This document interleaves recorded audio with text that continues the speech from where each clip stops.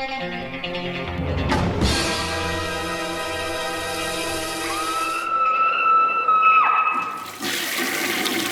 guys, what's up? It is week 321. I have some reviews for you, so let's just hop right into this. The first one up is from Synapse Films, and this is a documentary. I originally think it was made in 2014, and this is Invaluable, and the true story of an epic artist, and this is about Tom Sullivan.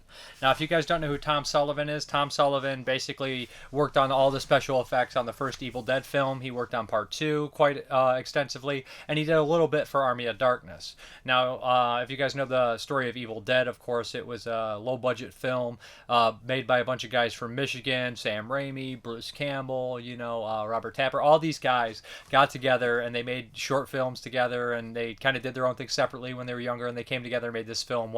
They filmed it in a cabin, I think, and was it Tennessee or Kentucky? I can't remember which. I know I'm a bad horror fan. But Evil Dead became a giant, immense hit. It was originally made in 81, but I don't think it got real wide release. It was made in 1980 and 81 stuff, but I don't think it got a wide release, at least into the video stores and theaters and stuff circuit. Probably screened small in 81, but mostly in 82, 83, I think, is kind of when it got this huge kind of boost. It had the quote by Stephen King, and it just pushed it further. So over the years, Evil Dead has only grown in fandom. We've had Evil Dead 2, Army of Darkness, Evil Dead from 2013, and then Evil Dead Rises, and a television show, Ash versus the Evil Dead. So we've had so many different things, Evil Dead, video games and everything. It's a huge cult phenomenon. And Tom Sullivan is one of these guys who was directly responsible. He did the stop motion effects along with a handful of other special effects artists. He did all sorts of crazy things and had to work with the madman that is Sam Raimi. If you watch this documentary, it kind of just shows a lot of the fandom. That's kind of cool. Even ends at Cinema Wasteland, where you see some Ken Kish and all these people, and you see Tom Sullivan's kind of room that he has there with all his cool designs and everything like that. He's always been nothing but a genuinely nice guy from what I've seen, the interactions with fans. Everybody's always had a wonderful things to say about him as far as I've been going to Wasteland. The room's really cool. His special effects are really unique and very handcrafted and cool. And he does capture the Lovecraftian aspect too. Although, Evil Dead has a Necronomicon, and it has Kentarian demons, the old ones kind of deal. But it's not exactly a Lovecraftian style film, although it refers to these kind of old demons in the Lovecraftian way. But Tom Sullivan's special effects and his artwork, I feel, is Lovecraftian. He's just a very good artist, and this kind of stems from his career. He talks about where he's at now and his history with all these people. And there's a lot of different talking heads in here, including Bruce Campbell, Ted Raimi, Josh Becker, and now Josh Becker had directed a bunch of films as well. The funny thing is, a lot of these guys from the Raimi, Campbell crew went on to have successful careers. If you look at or Scott Spiegel, tons of these guys that work with them went on to do all sorts of cool things. And this Invaluable documentary, obviously, somebody says that Tom Sullivan was invaluable, and he really was on the set of Evil Dead. Without him, the movie doesn't exist. And that's basically, this movie's just a fan film about him and a kind of a history lesson on the movie and on his career. It's a good documentary. I enjoyed it. It's just nice to see somebody pay some respects to some of the special effects artists behind the scenes that aren't some of the big two names, right? You always hear the same names over and over again. And he seems like a genuinely nice guy. And of course, they have that arc in the story. I believe it's directed by Brian Meade. They have the arc in the documentary where they kind of have some tragedy strike, and that was really kind of heartbreaking to see and everything like that. And you see why some people don't pursue everything in Hollywood. He's obviously good enough. He obviously has the talent, and he has the personality as long as being a good guy to make it. But that's not exactly what happens, It's a good documentary. It's entertaining. It's not like the world's greatest documentary or anything like that, but it's an interesting one if you're interested in that kind of stuff. And I did enjoy it. As far as special features are concerned, there's some shorts on there, which I noticed Terrence Cover was in one of them, from a Gay for Prey. Good guy. And another documentary on there too called Other People's Careers, and this one follows Josh Becker. Now, Josh Becker is not like Tom Sullivan, and I don't mean that he's not talented or anything. Josh Becker made some really cool movies. He made Running Out of Time with Bruce Campbell. It's kind of made to look like it's a oneer. Really fun black and white movie that Synapse also put out. And he also did Thou Shall Not Kill, ... except from 1985, which has Sam Raimi in it and a bunch of the crew, directed by him, of course, by Becker. And that was also put out by Synapse Films. That's a lot of fun. Kind of an underrated little gem there. Anyways, so this one's about Becker, and I didn't really know what happened to Josh Becker. I know did he direct Mosquito as well? I know he was involved with Mosquito, so he's involved with a lot of these kind of independent movies from Michigan and everything, and all these guys. And he kind of just disappeared in the background for a little bit. And then this documentary is kind of talking about his career, where he was, the trouble he's had. And I don't want to spoil absolutely everything, but there's points in the documentary where he's just saying awful stuff about people, and you're just like, he does not coming across very well here. And then you start hearing more backstory, and you're like, I understand. You could see why someone would get upset. You could see why they're being the way they're being. All these kind of things. And at the very end of the documentary, it kind of comes around, and it's really well done. But this is Invaluable, the true story of an epic artist and other people's careers. This is good stuff. Directed and produced by Ryan Meade. 2018 it says on here. Maybe I got the year wrong. I'm not sure if this is a different version, but there's been a couple documentaries on here as well. There's Vintage. Besides the other feature-length documentary on here, we have Vintage Tom Sullivan in the Spotlight interview from '89, unedited interview with Tim Philo, cinematography of Evil Dead, extended interview segments with Josh Becker, Invaluable promotional trailers, Ryan Meade short films, Bongfly and Cosmos Locos, Bongfly behind the scenes, snapshots, all that kind of stuff there. So this sounds like it's up your alley. Check it out. It is Invaluable. Okay, next up is from Radiance Films, and this box set is amazing. And this is a box set called Cosa Nostra, Franco, Nero, and 3 Mafia Tales by Damiano Damiani.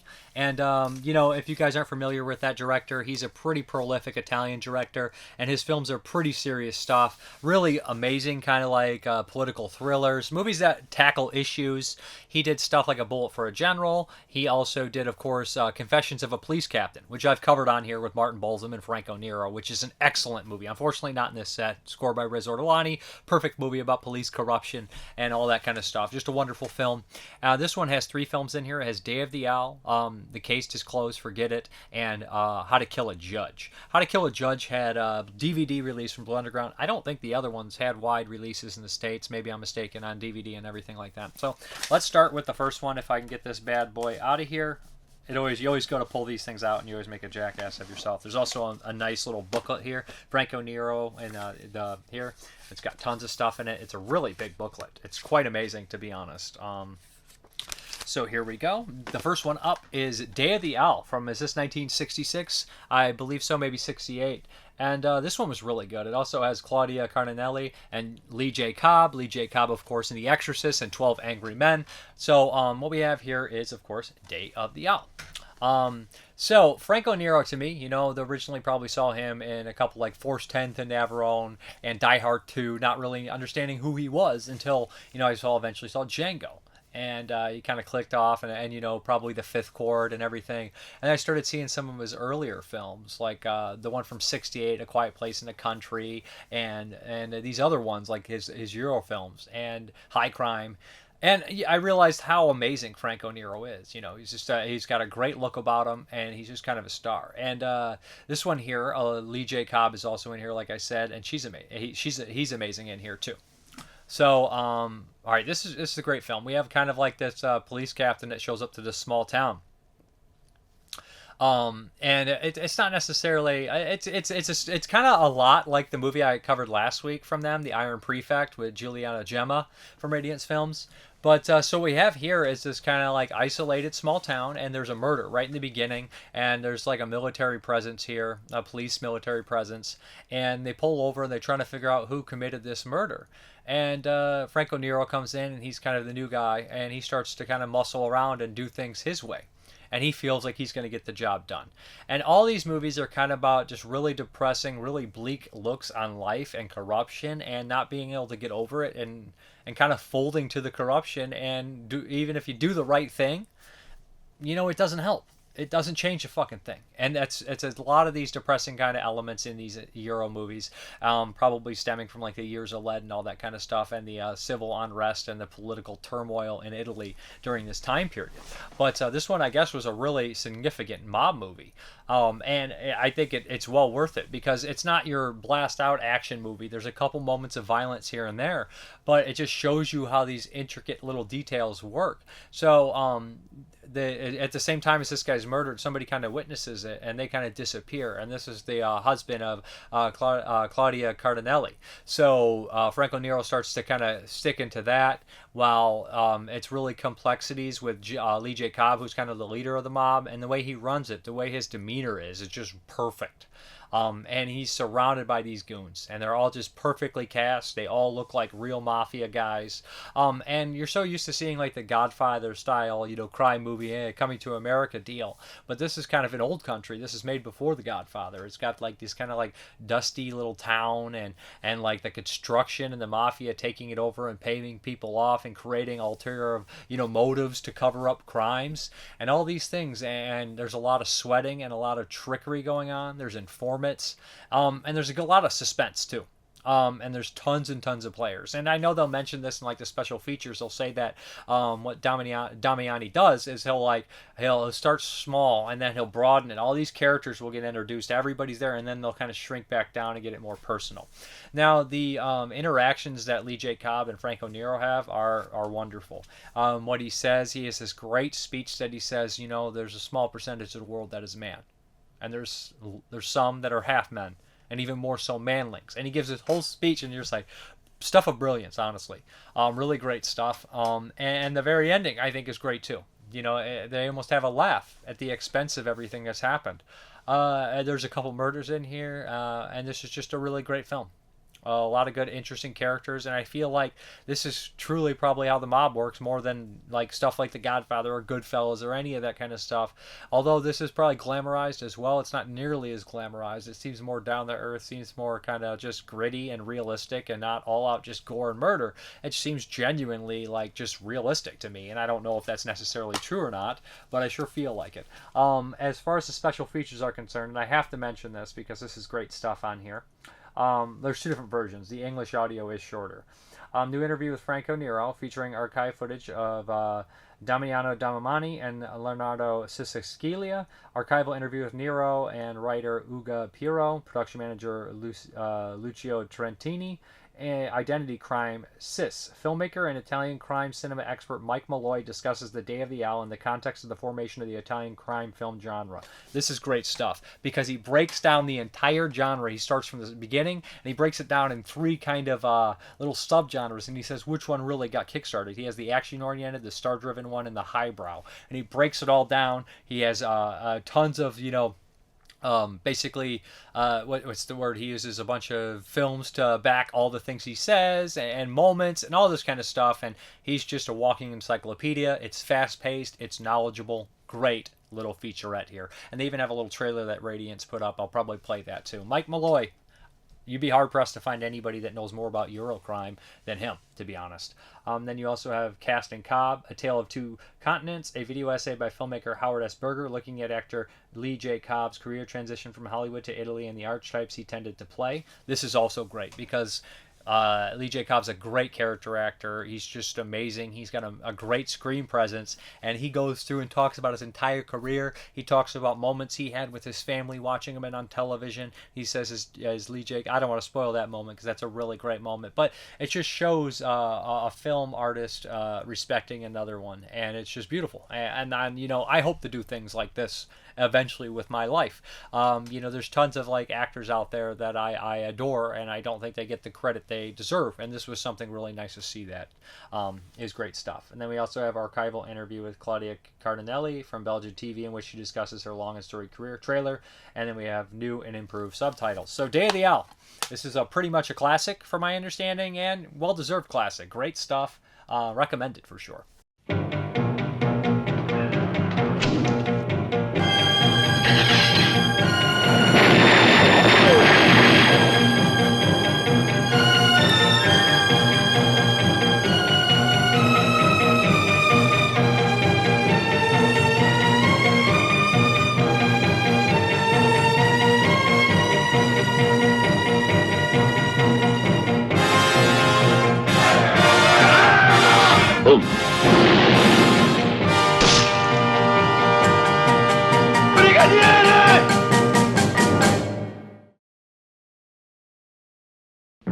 Bene, divertiamoci un po'.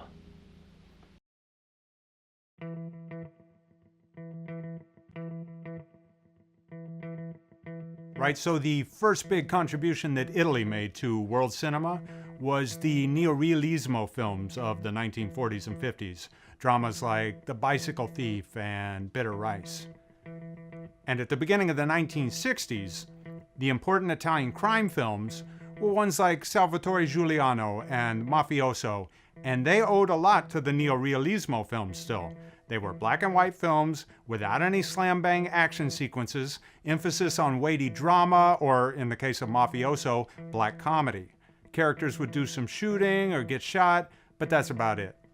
But jump to the next decade, the 1970s, and the Italian crime film was now in living color, full of action, full of violence, full of nudity. In fact, the Eurocrime films of the 70s are considered some of the best in cinema history for action and violence. Okay, the next one from the set is The Case is Closed, Forget It.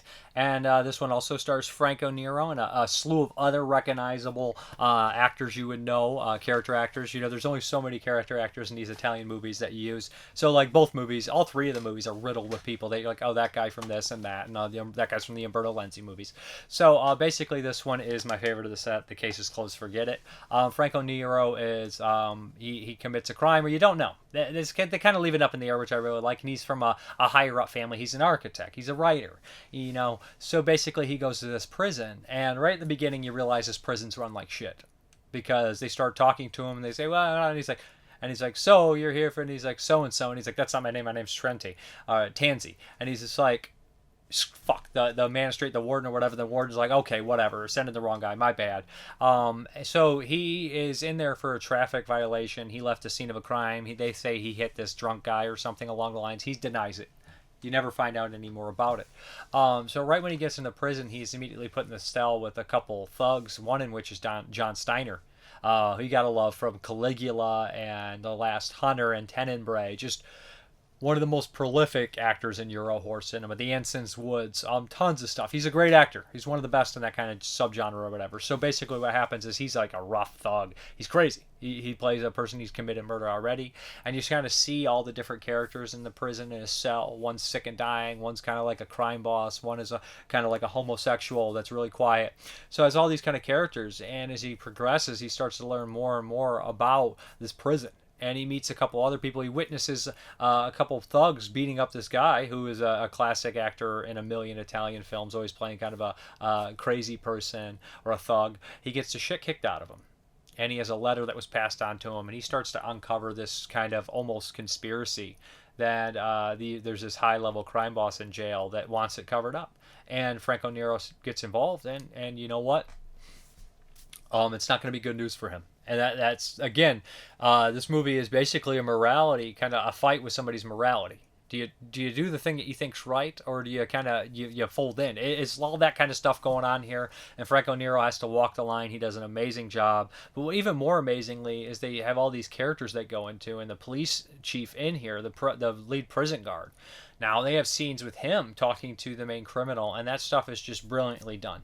And it's brilliantly done because you see this chief and he's upset at the situation. He's upset at this criminal. But at the same time, he understands that sometimes you have to bend a certain way to get ahead in life. And there's a moment between him and Nero towards the end of the film that is also really poignant. And the movie's sad. And it ends on such a wonderful note that just it seems all too real. It seems all too real. And when I try to put myself in Franco Nero's situation, I don't think I would do anything differently if I was in his position in life. And that's scary to think that. When you're younger, you're like, you always want to think you're going to do the right thing. But then when you start making these complexity, these shades of gray, you think, fuck it. You know, I got to look out for myself. And it's scary to think that way, you know what I mean? And it's intriguing. And it's, again, you can't go against corruption. Everybody's just a cog in the wheel. And you're small usually. But it's just wonderfully done. It's claustrophobic. There's lots of great little memorable moments. Nero is fantastic in it. I think he's the best in this one. Then we have new interview with star Franco Nero, archival documentary on the making of the film featuring actor Corrado Solari, assistant director Enrique Bergiri, that one's hard, and editor Antonio Siciliano. Italy's cinematic civil conscience. what is it? Sorry, Conscience, an examination of life and works of Damiano Damiani, a visual essay by filmmaker and critic Rachel Nisbet. This is great stuff because she goes over his entire career, starting, all these kind of movies on here. I forgot to mention that he did the Amityville 2, The Possession, which is crazy to me. He also did The Witches, which is I can't remember if that's the one. Yeah, that's the kind of weird, kind of strange, one from the 60s that I think I've covered on here, actually. But no, he's had an interesting storied career, and they have these themes that keep popping up. He's worked with Nero 4 times, and he keeps on working, and he puts guys like Juliana Gem in starring roles, and Gian Vellante, all these big names, and he makes these movies because, you know what? He gets the money because he makes movies that are poignant and important, and that's a great little documentary on there. Then we have new and improved optional English subtitles and everything like that. So the case is closed, forget it. I really was hoping the movie would end with that line, but didn't, unfortunately. Still great stuff. Love this movie. Okay, the final one in the set is How to Kill a Judge, again starring Franco Nero. And the thing about this one is, this is kind of weird, kind of almost meta, because the director made Confessions of a Police Captain, and after there was a corrupt magistrate in it, and afterwards, what happened was a judge was murdered. And he was he started to think, get his wheels rolling. He was like, I can't help but feel like I might possibly be responsible for this murder, even though my film had nothing to do with it. But he starts to think. So in How to Kill a Judge, it's basically following Franco Nero, who is a director, and he's basically made a movie, a political movie that is kind of calling out this crooked judge who gets shot at the very end. It's very funny because he actually cast the crooked magistrate from Confession of a Police Captain as that judge within the film of the film. And so what happens is a judge obviously is not happy about it. His wife is not happy about it. There's a whole network of people who are not very happy about it. And then one day this judge is killed. And his newspaper and everybody kind of celebrates it because he works at this newspaper. Everybody seems to be celebrating it, but he's really perturbed by the whole entire situation, and he wants to find out who did it and the reasons why. At first, there's, just angry civilians that were wrongfully fired or convicted by him, they're thinking. And then all signs kind of point to this Mafia group. And there's high-class lawyers trying to fight him on it. And he starts to call strings from his buddies and everything like that, one of which has ties to organized crime as well. And that guy's played by the guy who loses his mind in The Big Racket, the guy whose daughter is raped. A fantastic actor. He's great in this too. He's got a great screen presence. He reminds me a lot of an Italian Oliver Reed, which I'm a big fan of. So there's all these characters come into the situation, and we kind of unravel this mystery. We're running into all these characters, and honestly, I really didn't know who did it. I never had time to think about it. I was just kind of intrigued looking at all these characters and meeting all these people and having this discussion about, Franco Nero, about how responsible he is for the judge being murdered, and if he did the right thing, kind of exposing a crooked judge, if this judge was crooked, all these kind of back and forths, dealing with the lawyers of this family, dealing with the newspaper. And the very end of the movie is, again, very poignant when, we had to. Or we wouldn't be any better. And that's just dead on true. But guess what? In the long run, that hurts him. It hurts everything that he's going for and strives for. And it's not a happy ending. But it's an honest ending for him. He could sleep at night even though he probably is ruined. And that's just kind of a lot what this director does. You may survive, but you may not want to. You're gonna get shit on you. You're not gonna come out clean. You never come out clean in these movies. You either die or you just come out bad. And this series could literally be called the political series where Franco Nero gets a bunch of innocent people killed, because he keeps getting people killed in these movies. Honestly, it's funny. Franco Nero's really good at getting other people killed, or killing other people too. But this set is great. All 3 movies are well worth your time. They come with great supplemental stuff on here. This disc actually has new interview with Franco Nero, new interview with Alberto Bezzata, author of Regido Damiano Damiani, Lessons in Violence, a new video essay on the film by filmmaker David Carnes, which is great too. English and Italian trailers, and then we have new improved subtitles. So if you've not seen this set, or if you've been sleeping on Radiance Films, this is the best thing they put out so far. I love it, and they put out some cool stuff. The Iron Prefect was good. In fact, almost everything they put out that I've covered on here has been worth picking up. This steals it. This takes the cake, I love Euro films. I love Franco Nero, and I love this director. I've seen 6 or 7 of his films, and they're all great. I need to watch a Bullet for a General ASAP, but good stuff. Great set. I'll be relatively quick with this, quicker than I should be, because this is a movie that I probably should be watching with someone else. But I've seen this movie a million times. It's one of my all-time favorite films, and this is Reservoir Dogs, 1992, Quentin Tarantino. This is the 4K. Pop this bad boy in. Had not watched it in a long time. It opens up. God, how many? Madonna's big dick, all that whole speech in the very beginning. Do I need to name who's in this movie? This is the directorial debut of Quentin Tarantino. He's also in it, but it has Harvey Keitel, Tim Roth, Steve Buscemi. It's got Eddie Bunker, Lawrence Tierney, Chris Penn, Michael Madsen, Randy Brooks. Am I missing anyone? Did I get the all 8 Reservoir Dogs and then Randy Brooks? You know what I mean? I think I did. Yeah. So everybody in this movie's top notch. Now, when I first saw this movie took me back. I saw this probably in high school. I was immediately captivated by it. I went down a rabbit hole. I watched everything Tarantino had at the time. I think Kill Bill was just getting ready to come out. So, I've always been a big fan of his films, and I've been a big fan of him in general being a huge movie enthusiast. Now, I know people are either really hot or really cold on Tarantino. I've always been, very hot on his films. And Reservoir Dogs started, that relationship with that. And I've always loved his movies. I always had a great spot for him. So, obviously, they're inspired by other films, which I have no problem with. We all are inspired by other films. And Tarantino does it really well. So what we have here is a group of 6 criminals hired by nice guy Eddie Cabot and Joe Cabot, father-son crime kind of a syndicate. They hire these 6 criminals that don't know each other's identity. They all go by code names. Of course, Eddie and Joe know them. They're all supposed to be experts in their field.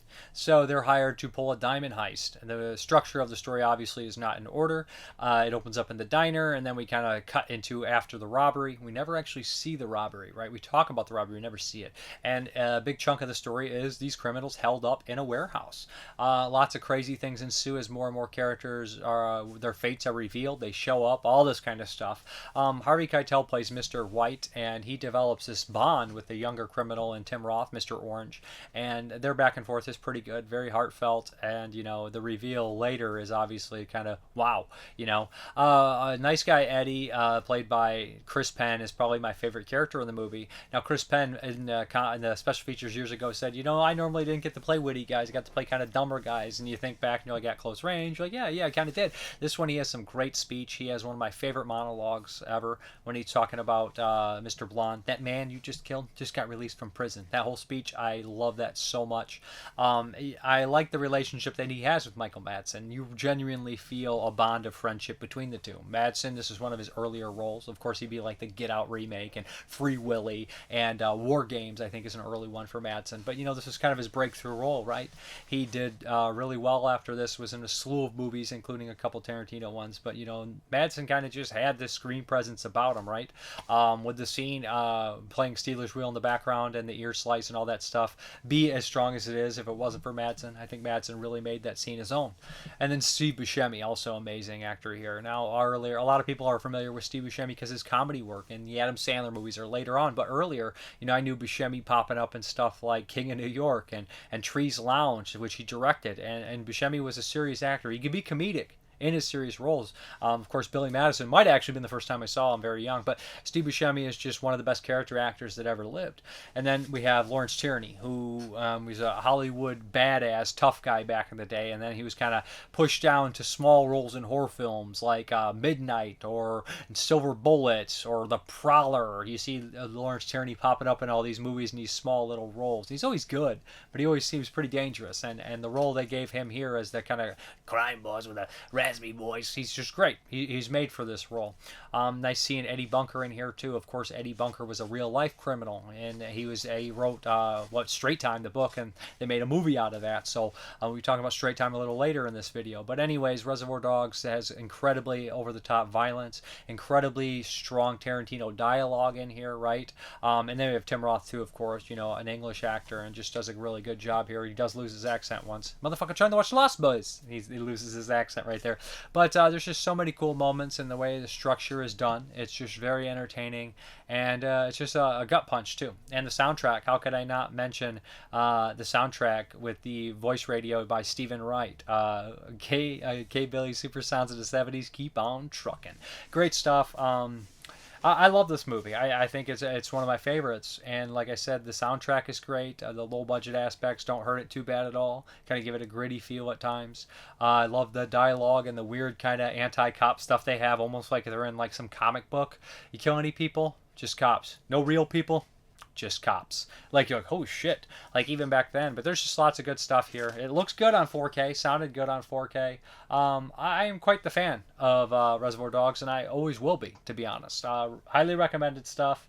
The case looks a little like clouded. It looks a little blurry there. But you only got 5 of them on there out of the 8. But it's okay. It'll work.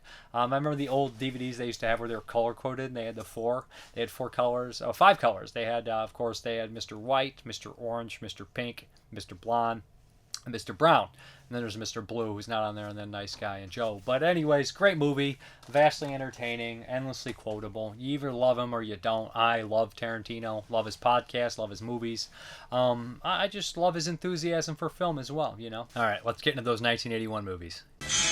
Woe be unto him who opens one of the 7 gateways to hell, because through that gateway evil will invade the world.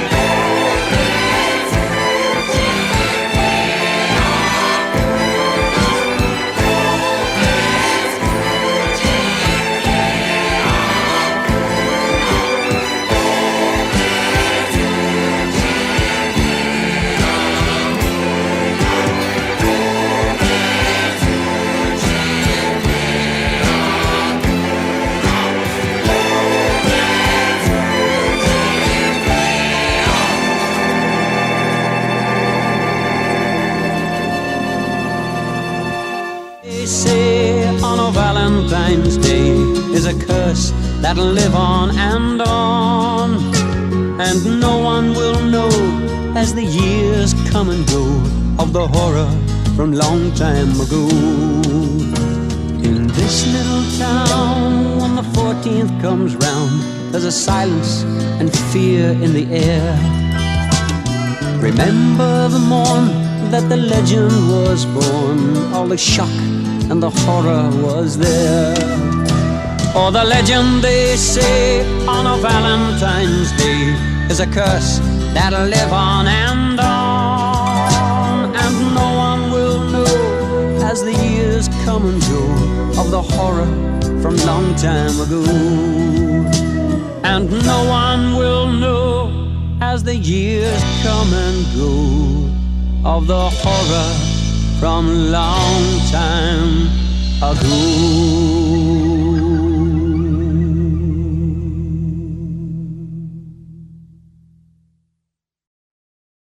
First up is a Shaw Brothers movie. It's from 81, of course, and it is completely bonkers, which you would expect from the early 80s Shaw Brothers output. And this is Bewitched from 88 Films. This is an import. This is region locked.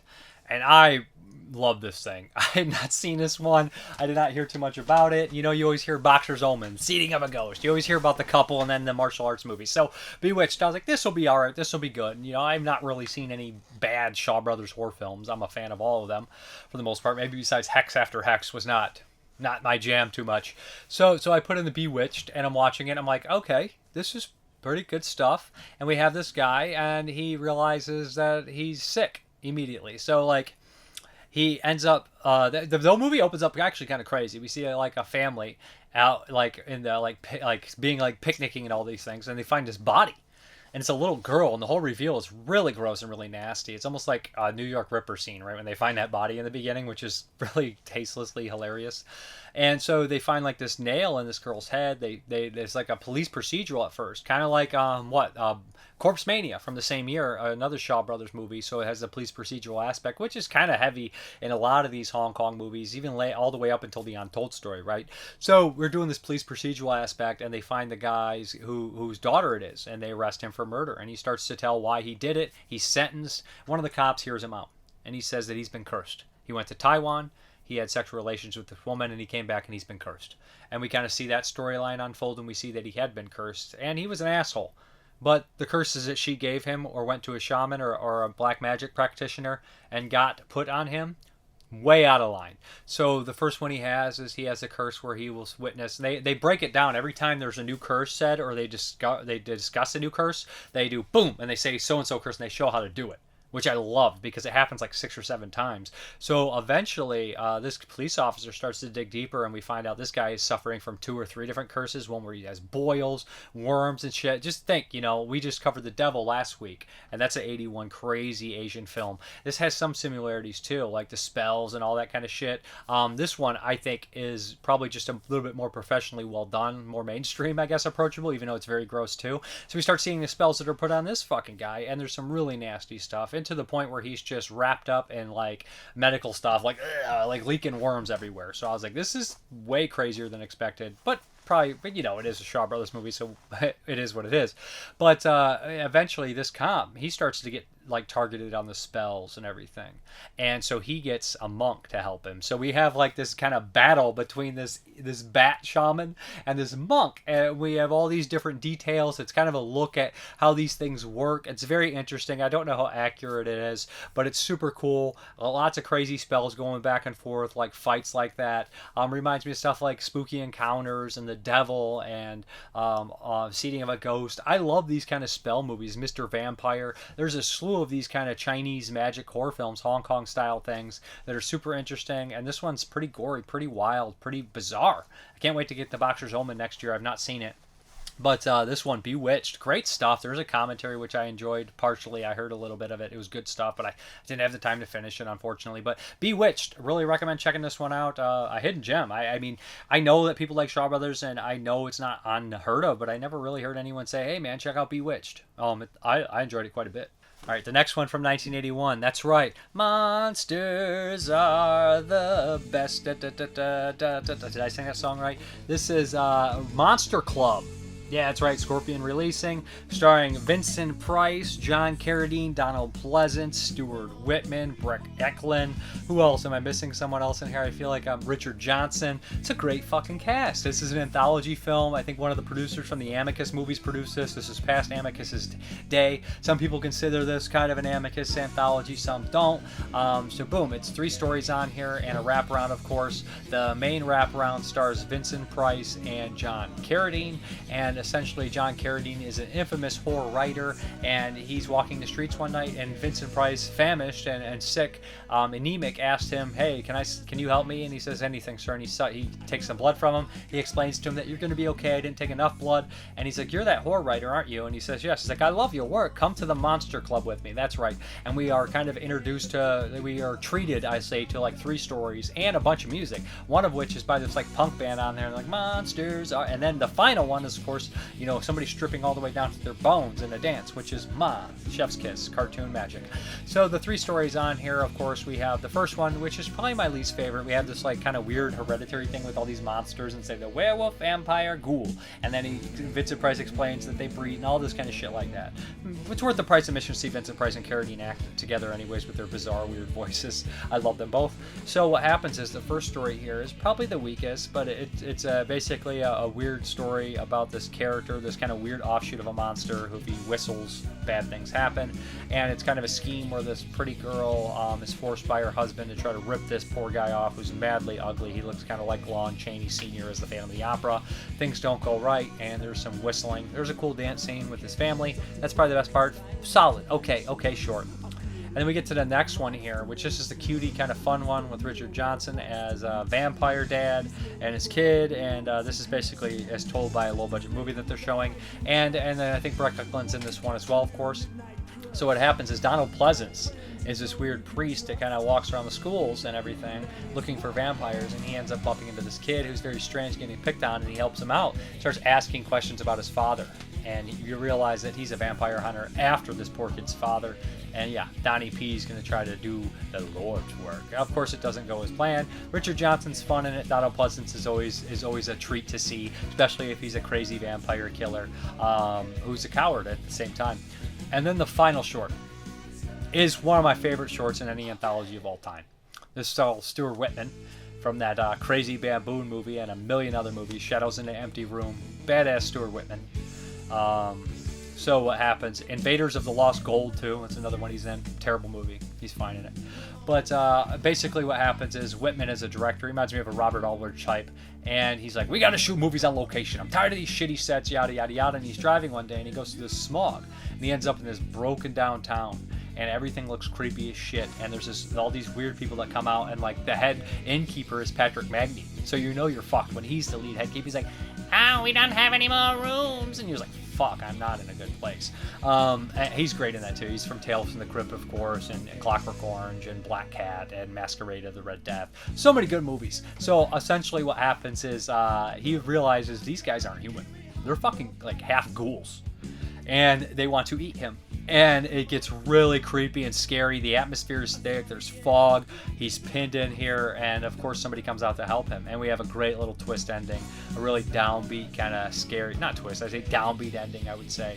But, yeah, it's a really scary, creepy story. It reminds me of, like, Night of the Devils from 1971, the Italian film, which is the story of the Vertalock, which they use. And, of course, Black Sabbath. But, great movie, for the most part. And the music I love. It's cheesy. Love Price and Carradine. First short's okay. Second short's a little fun. Third short's great. And the wraparound's really fun too. So I really like Monster Club. And this poster here, this cover on the VHS was one that I always rented. Now, some of the masks in the background look terrible. It's like, are they monsters? Are they supposed to be masked? I don't even want to know. It's like Night Killer all over. You're like, I don't know. Whatever. But there's a werewolf guy there. It's just such a cute movie. It reminds me a lot of the Waxwork cover. Is this PG? This really ought to be PG. I don't think it's rated. A non-rated is a bit extreme for it. The last story is scary, but it's nothing that, nobody's ever seen before. But this is a good horror introductory if your kid's got the attention span. It's by Roy Ward Baker, who did Vault of Horror, Legend of the Seven Golden Vampires, a couple other Hammer One, Scars of Dracula. Roy Ward Baker is a totally underrated director. He did Quatermass in the fucking Pit. Great movie.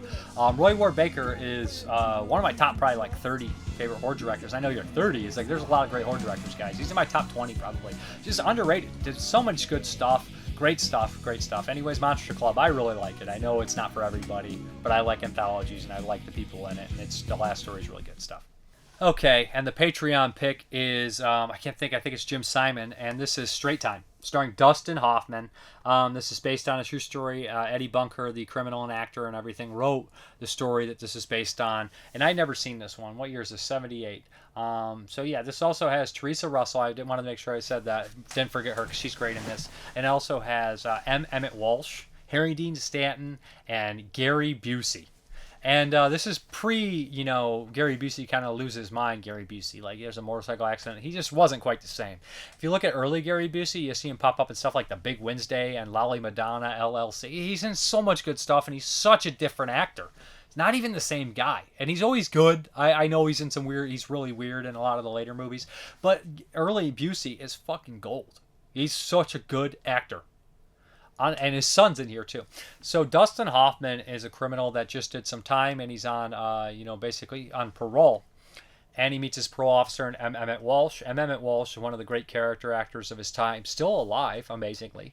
He's in a million movies, from Nero, Margarine to some Coen brother movies. He's in everything. You've seen him a million times. He's in a great episode of Tales from the Crypt, collection completed.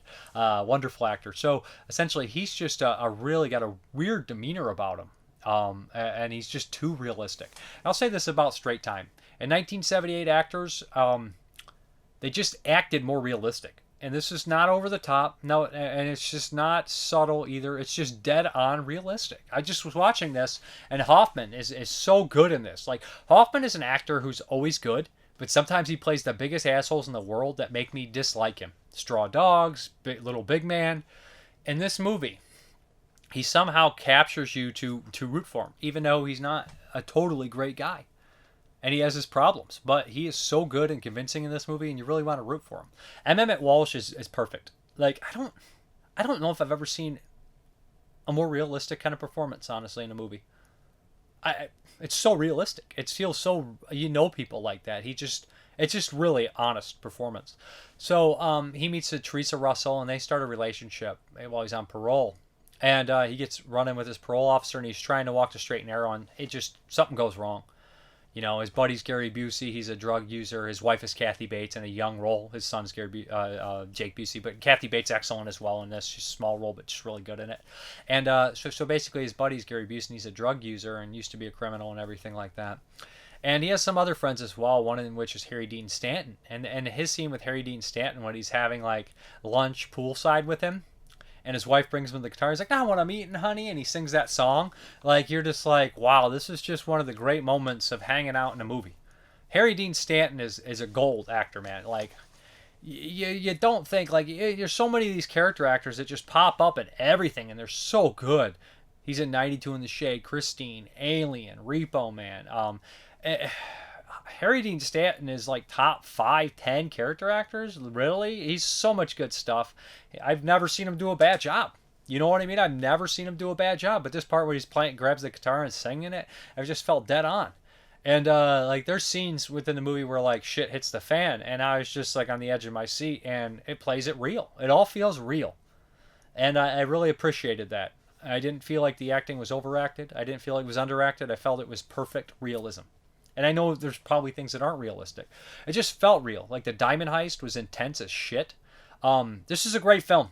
This might be a fucking master. This is a great crime film. A great drama. It's one of the best movies I've seen in a while, honestly. I love this thing. I watch this again. I will show people this movie. I know that people have probably seen this. It's not an unknown movie. It's a Warner Archive disc, and I've heard people talk well about it, but I didn't think it was going to be this good. I'm not going to lie. And, they talk, in the commentary, Dustin Hoffman's on there with the director, and they talk about Hoffman was originally directing this, and things got out of, he just didn't feel comfortable. But they're talking about Eddie Bunker, too, and how Eddie Bunker would show up on set and be late and all this kind of stuff. It's just really interesting documentary, too, and the director is just interesting and intelligent, and you can tell Hoffman took it very seriously. He's very intelligent, just an all-around highly intelligent guy, and very focused on his art. And just highly recommend it. Straight Time's great shit. Great stuff. Great stuff. Let's get in these questions, comments, concerns, all that jazz. Bad Brains Horror. Hey, Dave. Dr. Caligari looks like a must-buy. It's got that Stuart Gordon, Brian Usna vibe. Great reviews. Thank you. It's not quite that, but it does have maybe color palettes. It's great stuff. Highly recommended. Subjective Perspective Collective. Good stuff as always. What is your favorite all-time favorite giallo? Also, what is your favorite Polizio Tetzi? Mine are Your Vice is a Locked Room and Only I Have the Key. And that's by Sergio Martino. And Lenzi's Almost Human. Almost Human is a great one. I'd go Eurocrime. I would probably go something like The Big Racket or Revolver. I'll go Eurocrime. I don't do Polizio Tetzi. I'd say one of those two. I think those two are quite amazing. As far as giallo or gialli, my favorite gialli would be Don't Torture a Duckling, Tenebrae, Blood and Black Lace. People are like, whoa, those are like obvious, but they're a reason. They're great. And then ontologically, Steve, 1920. Her tatas are amazing. I'm not familiar with this film, but I may just have to check it out. Your review was compelling too, Dave. Haha. I did notice I put the tatas in there. Oh, well. Nick Mua, thanks for endorsing the Fanatic review. And yes, the Fright Break is a little kooky. Still, this film shows that Mr. Castle wasn't all schlock and gimmicks. So sad to hear about Treat Williams. He made Deep Rising highly enjoyable. Do you think that good actors make good producers? I've enjoyed most of the films produced by actor Elijah Wood. I think that's certain. Yeah, I think they can. You know what I mean? I think Elijah Wood's a good choice. I mean, he always picks interesting things. Who's the best shellac director according to you? I mean, what do you consider shellac? I mean, they would consider Herschel Gordon Lewis shellac. Would they consider William Castle shellac? If they consider William Castle shellac, then he is. But I just don't. I just have a hard time thinking he's shellac. Maybe back in the day he was. Ed Wood would be. I don't know. It depends what you consider shellac and the time and air and time. You know what I mean? That changes. Till next week. And be careful when you're walking home alone at night, or take one of the cats with you at least. They probably do me more damage. Thank you, girl. Or Thai girl. That clip of The Last Shark will forever be hilarious. Takes me back to when I first discovered your channel, back when you had long hair. Thank you. Kentuckinator. Excellent point about full moon pictures, comfort food quality. I watched Spellcaster the other night. It's short, it's fun, it's easy. Sometimes all you want for dinner is meatloaf and mashed potatoes. Amen, brother. Spellcaster is a fun one. It's an Empire picture. Good stuff. Ken Coakley. I forgot to put in my 2 cents regarding Showgirls. I avoided it for years, thinking that the film would be a stink bomb. Friends told me to watch it, that it was so bad that it was good, like Plan 9 from Outer Space and Reefer Badness. I finally saw it at my local cinema at midnight showing sometime in 2017. It was like The Room, and that it was so bad it was bad. Not only was it a snooze fest, it turned me against gratuitous nudity in films, as Gina Gershon and Elizabeth Berkley never struck me as very attractive. I did like one scene, and that was when Elizabeth Berkley was dancing terribly in a nightclub and Glenn Plummer said she got moves, and everyone in the audience cracked up. I usually like Paul Verhoeven films, but this was awful. I've not seen it, so I'll find out eventually. Now onto the subject of The Iron Prefect. The cinematography and set designs and wardrobes remind me of another film that also came out in 1977. That was Bernardo Bertolucci's 5-hour epic 1900, starring Robert De Niro, Gerard Depardieu, Donald Sutherland, Burt Lancaster, and Sterling Hayden. The movie is about 2 men born on the same day, which was New Year's Day 1900. Like a lot of other Bertolucci films, 1900 can be vulgar, but it does touch upon the evils of fascism. But like The Iron Prefect, the cinematography is amazing. Now, I've not seen too many Bertolucci movies. I love to watch 1900, but like I said, 5 hours is rough, even for De Niro and Sterling Hayden and Sutherland and Lancaster. But, I'll get to it eventually. I mean, there's not enough time in the day. There's not enough life to live to watch every movie ever made, although damn well I'll try. I guess, we're going to do the update really quick here. I'm going to cheat because it's only 2 titles. It's 2 4Ks. We'll start with the first one. Motel Hell. Takes kind of all kinds of critters to make Farmer Vincent's fritters. Love this movie. A lot of fun. 1980 on 4K. Kevin Connor, British director, made like From Beyond the Grave and all those like Doug McClure fantastical movies. He did a great Texas Chainsaw style movie. Then we have Creepshow by George Romero. 82. One of my favorites. Romero's the best. Hope this looks great in 4K. I bet the music's great by John Harrison. Love this fucking movie. So yeah, not too huge an update. I did check out the Severed sale and I ended up ordering the bundle. And tomorrow I'm shooting this like June 30th. We'll have the Severed stuff. The Vinegar Syndrome stuff going up on July 1st. So look forward to buying some other stuff. Yeah, so we're out of here. All right, guys. Thank you very much for watching. And as always, have a good one.